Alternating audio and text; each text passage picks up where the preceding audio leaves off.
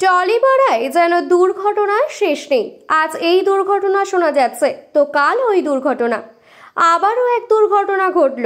Shooting সেটে গুরুতর আহত হলেন অভিনেত্রী কোয়েল মল্লিক, আর তাই তড়িঘড়ি করে হাসপাতালে নিয়ে যাওয়া হয়। আর এই খবর ছড়িয়ে পড়তে উদ্বিগ্ন সকলে।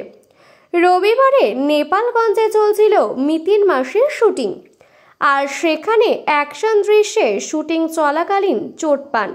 গত বছর দুর্গাপুজোয় মুক্তি পেয়েছিল জঙ্গলে মিতিন মাসি। এবার তারই একটা পার্টের শুটিং চলাকালীন ঘটে বিপত্তি। খ্যাতনামা অ্যাকশন ডিরেক্টর সুনীল রড্রিগেসের তত্ত্বাবধানে শুটিং করছিলেন, তখনই চোট পান হাতে। তড়িঘড়ি করে হাসপাতালে নিয়ে যাওয়া হয়, করা হয় এক্স রে রিপোর্ট।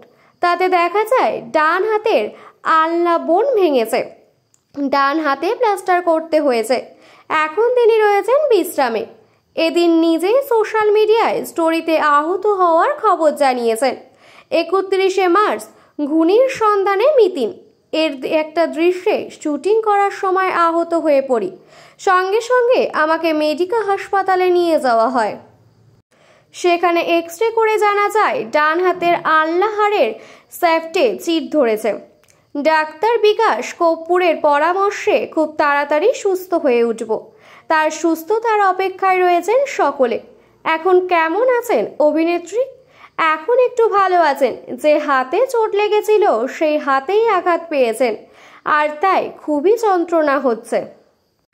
এতটাই যন্ত্রণা হয় যে দুদিন স্থগিত করে রাখা হয় শুটিং।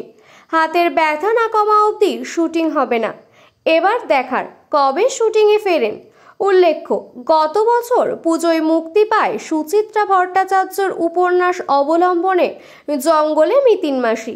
বেশ বক্স অফিস কাঁপিয়েছিল এই ছবি। এবার মিতিন মাসি সিরিজ মেঘের পরে মেঘ গল্প অবলম্বনে তৈরি হচ্ছে নতুন সিরিজ খুনির সন্ধানে। এবারও বক্স অফিস কাঁপাবে তা আশা করাই যায়।